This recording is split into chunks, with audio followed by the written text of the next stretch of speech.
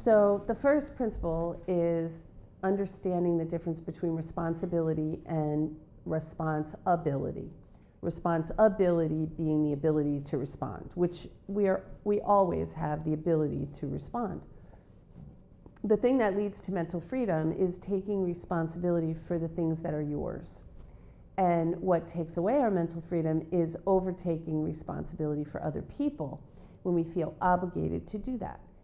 If you are deciding that there's a situation that you could positively impact, you could do that, but you're not responsible for doing that. You're doing that in a way of being responsible. So applying that to real life is just taking responsibility for those things that are yours and relinquishing a lot of the responsibility you might take for other people. So that's one. Of course, there's a lot more to it than that, but I only am going to give you a brief rundown. The second principle we call the unconditional trust challenge. And this is an interesting application of the word trust, because most people think trust is, I trust you to be a good person, or I trust you to do the thing that's right, or I trust you to do what I want you to do. And that is a kind of blind trust, right? How do you know that someone is going to do those things? But there's one thing I can promise you that every person is always doing in every instance. They are doing the best they know how to get what they want in that moment with the information available to them. So it's not always the right thing, it's not always the best thing, but it's the best they know to get what they want in that moment. Maybe the problem is what they want. Maybe the problem is that they don't have better ways. But when you can apply that principle, then you don't have to take things personally anymore. You get some clarity about who the other person actually is, and then you can develop some non-judgment, compassion, and maybe forgiveness. Not for the other person, but for yourself, so you can relinquish all of that frustration and resentment that you may have towards someone when you take things personally. So that's how that applies in real life. The third principle is the difference between empowering and disempowering language. A lot of times we speak as if we're victims. Things like, I didn't have a choice. I had to do it. You made me so angry. Anything like that that takes the power and control away from us internally is disempowering. So learning to change that language so that you're reclaiming the power that you do have is what we learn in that third principle of changing all the disempowering words and phrases that we've been conditioned to use to using more empowering language. So that's how that works in real life. And then the fourth principle is about changing or rewriting the narrative or the story that we have in our heads. I don't know if you've ever noticed, but there are facts, things that we see that we can say, it's snowing outside, the temperature is however many degrees, the sky is gray, and the trees are bare. I mean, these are facts, right? But so often when we're dealing with human beings, we see something that could be labeled a fact. Someone is driving their car. Someone slammed the door. Someone didn't say good morning when I said good morning. Those are the facts. That's what we know. But we make a whole story in our head about why those things are happening. And we fail to realize that it's just a story. And the story might be true, but it may not be true because actually you're just making it up. And the thing that's interesting that we talk a lot about in mental freedom is how our brains are hardwired for negativity. We tend to think of worst case scenarios because back in the day when we were prehistorically living, we needed to pay attention when things weren't right. We needed to know when the birds stopped singing, it might mean that the saber-toothed tiger was sneaking up on us and we were going to be dinner. When you're in a life or death situation, you need to have this negativity bias. It might just save your life. But in everyday life, like you asked about, most people are not in life or death situations all the time.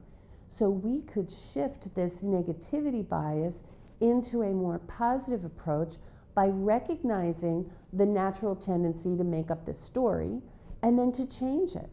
You're making it up anyway. Why not make up a story that helps you feel better?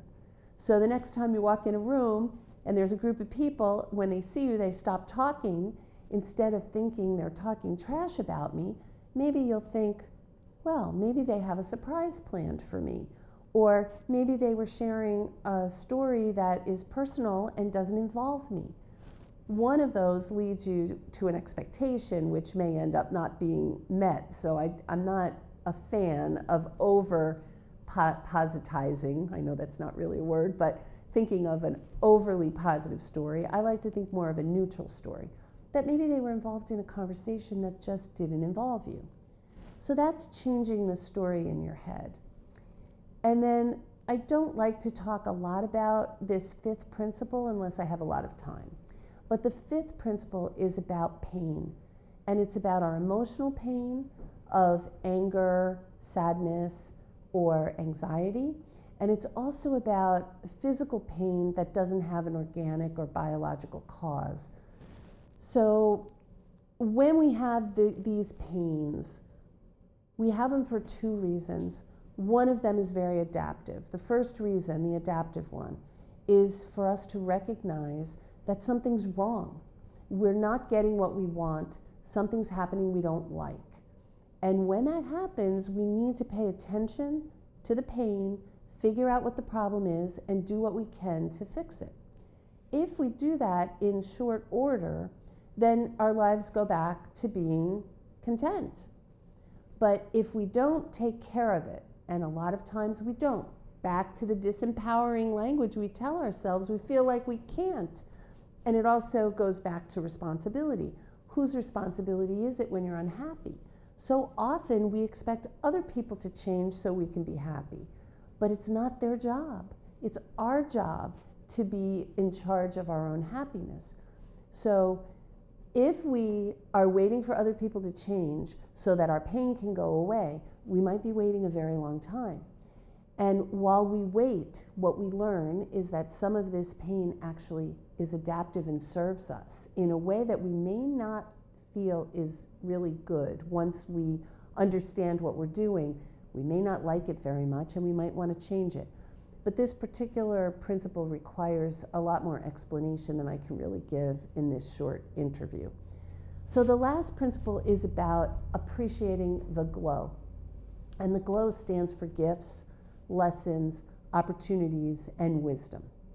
And the glow is something that is attached to every painful situation in our life in equal measure. So no matter how terrible the pain was, if you give it a number from 0 to 100, let's say you give it a 97, that's really bad pain. There's also 97 in positivity or glow associated with that painful situation.